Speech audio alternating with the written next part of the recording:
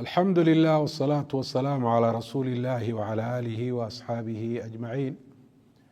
أما بعد، السلام عليكم ورحمة الله وبركاته.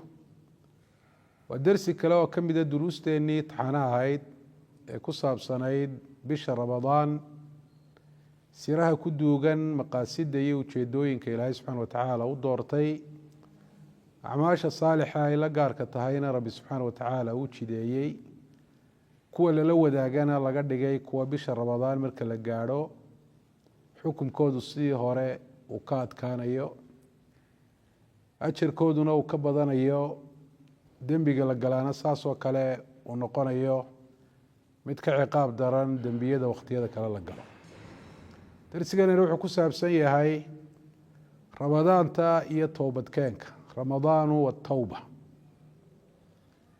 bisha ramadaan waa bil ilaahay subxaana watacaala ujeedooyinka iyo maqaasida uu ka leeyahay ay ka mid tahay in nafta lagu saxo isla markaana lagu hago wadada toosan ee ilaahay subxaana watacaala uu jecel yahay, rabbina subxaana watacaala raali gelinaysa addoomahana danta oo adduunyada intay joogaan iyo aakhiro markay ilaahay subxaana watacaala hortagaan. arrimaha adilada tusisay waxaa ka mid a qowl llahi tabaaraka watacaala: يا أيها الذين آمنوا كتب عليكم الصيام كما كتب على الذين من قبلكم لعلكم تتقون. إلهي مؤمنين الله hadle waxaan u sheegay in lagu faral yeelay soomka bisha ramadaan. waxaa kaloo rabbi uu raaciyey ujeedooyinka soomka faral yeelistiisa laga leeyahay inay kow ka tahay inay dadku ka bartaan taqwo, naftoodana taqwo inuu ku talaalo. taqwaduna waa qofku inuu sameeyo wixii ilaahay subxaana watacaala uu u diray, wixii ilaahay u diidayna inuu ka fogaado, u noolaado sida ilaahay uu ka doonayo. towbadkeenku markaa taqwada ayuu ka mid yahay, oo qofkii dembiye hore u samayn jiray soomka bisha ramadaan waa inuu sabab ugu noqdo dembiyada inuu ilaahay subxaana watacaala daraaddi uga tago, oo fogeynta dembiyadaasi ilaahay subxaana watacaala ay ka fogeeyeen uu ka soo noqdo, oo soomkuna uu noqdo mid ilaahay subxaana watacaala u dhoweeya.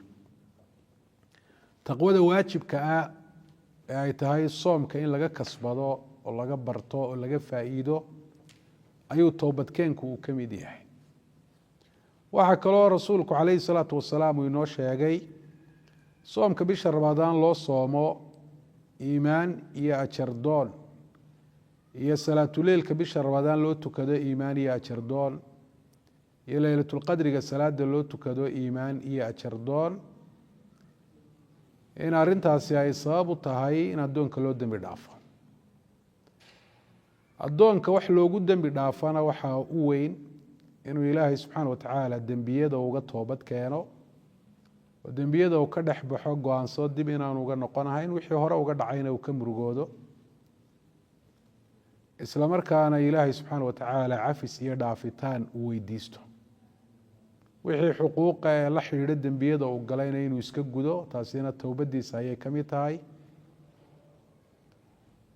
ilaahay subxaana watacaala wuxuu tilmaamay towbaddu inay waajib ku tahay dadka oo dhan. marka towbadda laga hadlayo lala hadli maayo dadka cusaada qura, dadka ilaahay subxaana watacaala caasiyey ee farale ka tegay ama waxyaabo xaaraana sameeyey oo qura lala hadli maayo. ilaahay towbadda wuxuu kula hadlay muuminiinta oo dhan: watuubuu ila allahi jamiica ayuha almu'minuuna lacalakum tuflixuun. muuminiina ilaahay u toobad keena dhammaantiinba si aada u guulaysataan adduun iyo aakhiraba, oo waxaa fiican eed jeceshiin ilaahay aada uga heshaan, waxa xun ee aada dhibsanaysaanna aada uga badbaadaan, oo ilaahay subxaana watacaala toobadkeenkiina uu idinkaga badbaadiyo. bisha ramadaan waa wakhtiga ugu munaasibsan ee qofka muslimkaah uu towbad keeni karo, waayo wixii towbadda ugu yeedhayey iyo wixii ku caawinaya o dhan ayaa ku dhan bishan ramadaan. waa marka koobaadee waxaa loo sheegay qofka muslimka ah haddii uu soomo isla markaana uu dembiye samaynayo in soomkiisaasi aanu yeelanin ruuxdii iyo xaqiiqadii iyo qiimihii iyo waxtarkii laga rabay soomka. oo rasuulku calayhi salaatu wasalaam wuxuu uhi man lam yadac qowla الzuuri wاlcamala bihi falaysa lilahi xaajaة fi an yadaca طacaamahu wa sharaabah. qofka aan ka tegin hadalka xun ee munkarka ee macsiyada ah iyo baadil iyo wax kastoo ilaahay diintiisa khilaafsan, ha ogaado ilaahay baahi uma qabo inuu cunadii iyo cabitaankii uu ka tago. ujeedada soomka laga leeyahay maaha inuu intaa ka tago, ujeedadu waa inuu dembiyada uu ka tago oo uu toobad keeno. ujeedadu waa inuu xubnihiisa oo dhami soomaan. ujeedadu waa inuu is-ilaaliyo. ujeedadu waa inuu isbedel wanaagsan uu sameeyo. xaaladii xumeyd uu ku jiray uu ka guuro. waa xaalad wanaagsan oo ilaahay subxaana watacaala u dhoweysa addoonku uu galo. waxaa kaloo rasuulku calayhi salaatu wasalaam uu sheegay dad sooman oo soomkooda waxay ka faa'iideen aanay jirin oon gaajiyo haraad aan ahayn. ruba saa'imin xaduhu min siyaamihi aljuuc waalcatash. fara badanaa qof sooman oo soomkaa wuxuu ka faa'iiday ay tahay waxa uga xaasil garoobay uu yahay gaajo iyo haraad. maxaa soomkiisa markaa bilaa ajar ka dhigay oo darajooyin ugu gaari waayey? dembiye ahayd inuu ka toobad keeno oo bisha ramadaan uu la soo gaadhay oo isagoo ramadaan ku jira weli sidii uu u samaynayo ayaa sabab u noqday in ajarkii soomkiisu uu baaba'o. toobadkeenka mar walba waynu u baahannahay oo fogaanshaha ilahay aynu ka fogaanay ee cadowgeenna ibliiska uu ka yahay aynu u dhowaanay inaynu ka soo noqonno ilaahay aynu usoo dhowaano si ilaahay noo jeclaado, raalli inooga noqdo, aynu u guuleysano adduun iyo aakhiro. waa arrin mar walba aynu u baahanay. laakiin bisha ramadaan baahi gaara baynu usii qabnaa. waayo bisha ramadaan sidaasi aynu sheegnay, soomkii qofku inuu ajar ka helo oo ilaahay subxaana watacaala uu ku darajeeyo, waxyaabaha lagu xidhay waxaa ka mid ah inuu dembiyada iska daayo. iska dayntaasina waa inuu ilaahay subxaana watacaala uu uga toobad keeno. xaqiiqada soomkuna inaanay ahaynuun wixii ramadaan horteed xalaal ahaa ee ramadaan markay soo gashay la xaaraantimeeyey, maalinimada ramadaan ee dadka sooma laga xaaraantimeeyo in la iska daayo inaanay ahayn, ee ay tahay in xubnahoo dhami ay ka soomaan can jamiici almuxaramaat waalma'aathim ayaa laynoo sheegay, wax kastoo xaaraan iyo wax kastoo dembiya. qofka muslimka ahi inuu towbadda aada ugu baahan yahay bisha ramadaan waxyaabaha muujinaya waxaa ka mid a haddaanu dembiyada iska khafiifin oo aanu ilaahay subxana watacaala uga toobad keenin oo culayskooda uu la soo galo bisha ramadaan oo bisha ramadaan ay ugu soo gasho oo isagoo soomaya oo tukanaya haddana dembiye kale uu sameynayo, sida inuu been sheegayo, dadka xamanayo, isku dirayo, caytamayo, dacaayadeynayo oo been ka sameynayo, ribadii uu ku dhaqmayo, qish uu sameynayo, musuq maasuq uu sameynayo, uu xadayo. arrinta noocaasi ahi waxay sabab u noqonaysaa inuu ilaahay addoonka towfiiqdiisa iyo waafajintiisa uu ka haysto, addoonkaas uu noqdo hayru muwafaq. walihaada dad badan oo soomka ramadaan uu ku adagayo maalinka ramadaan iyo soom ku waajibay xaaraan cunaa, kuwa salaada faralka aan tukan, kuwo cibaadaadka ilaahay subxaana watacaala bishan uu dhex dhigay aan ka khaniimeysan. arrinta asbaabteeda waxaa ka mid ah in ilaahay uu ku ciqaabay dembiye ay sameeyaan ramadaan horteed oo ramadaan ay ku soo gaadhay ama ramadaan dhexdeedaba ay bilaabeen oo ilaahay subxana watacaala inay uga toobad keenin. dunuubtu waa min acdami asbaabi alxirmaani can ilkhayr. qofka ilaahay khayrka inuu ka qadiyo, khayrka laga garbaduubo, waxyaabaha u daran ee keena weeye. marka haddaad dareento khayrkii inuu kugu culisiyo kugu adag yahay oo naftaadu aanay u soo jeedin, ishubi oo dib isugu noqo oo naftaada xisaabiyo wixii dembiyaad ku jirto, ilaahay subxaana watacaala uga toobad keen si aana markaa taasi u dhicin oo khayrka aanad uga qadin oo addoon hayru muwafaqa ilaahay towfiiqdii ka qaaday aanad u noqon, dembiyada ka toobad keen. saasoo kale si cibaadada ramadaan soom iyo salaad iyo dikri iyo duca iyo sadaqadba ay kuugu dhandhanto oo iimaan aad uga siyaadsato, khushuucna uga kororsato, qalbiga u nadiifi oo dembiyadu qalbiga daxal bay saaraan, uskag iyo wasakh bay mariyaan.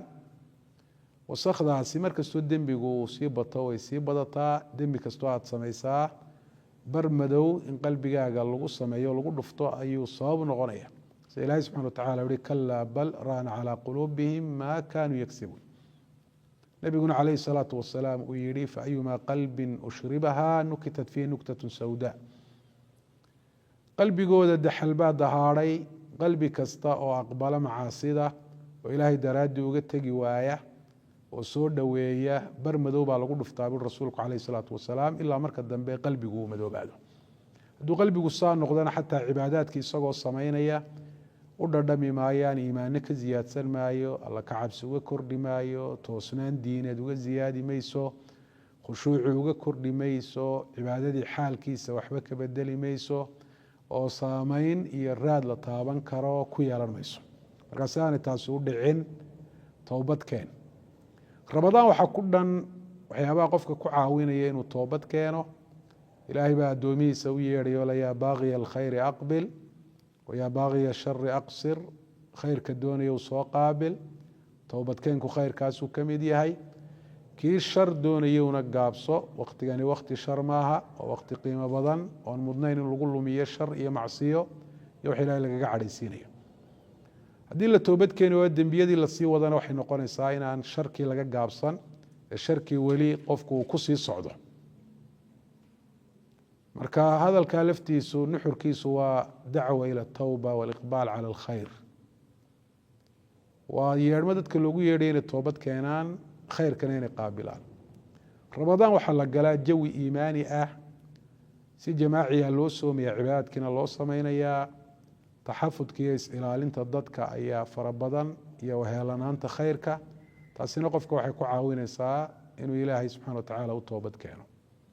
arrintan natiijadeedu waxay noqonaysaa inaad naftaada xisaabiso.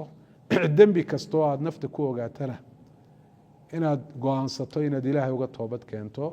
toobadda shuruuddeedii inaad xaqiijiso oo ah inaad ilaahay daraaddii dembiga aada uga tagto, isla markaana dembigii aad ka dhex baxdo oo aduu weli kusii jira toobadkeen ma tihid.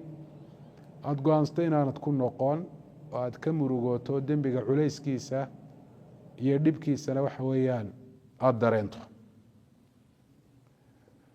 waxyaabaha markaa toobadkeenka aada u adeegsan karto, aada u kaalmaysan karto waxaa ka mid ah inaad nafta u sheegto dembiga iyo caaqiba xumadiisa iyo foolxumadiisa iyo dhibaatada adduun iyo aakhiraba addoonka uu ku leeyahay, iyo khasaare mooyaane faa'iido marnaba inaan looga dhaadhicin. allah aada caasiyayso weynidiisa inaad nafta dareensiiso inaanu kaa mudna inaad caasido, uu yahay kii ku abuuray, kuu nicmeeyey, oo ay tahay inaad u mahadnaqdo. mahadnaqiisana ay ka mid tahay inaad adeecdo oo aanad caasiin. sidaasoo kale fadliga ay towbadu leedahayna akhri, oo falaax iyo guul in lagu gaarhayo, ilaahayna kugu jeclaanayo. in allaha yuxibu atawaabiin wayuxibu almutatahiriin. nolol wanaagsan toobadkeenka inaad ku gelayso oo cidhiidhiga iyo diiqadda aad kaga baxayso. dadka wanaagsan la rafiiq oo la fadhiiso, saaxiibada xunxunna ka tag. dadkii markaa dembiilayaasha ahaan jiray ee toobad keenay siiradooda iyo taariikhdooda akhri oo dhegeyso. ilaahayna subxaana watacaala bari adoo qalbiga xagga ilaahay u jeedinaya. arrimaha iyo kuwo kaleba waxay kugu caawin inaad toobad keento. nastakfir اllaha subxaana watacaala wanatuubu ilayhi wanas'aluhu an yuciinana calى dalika wayuwafiqana lahu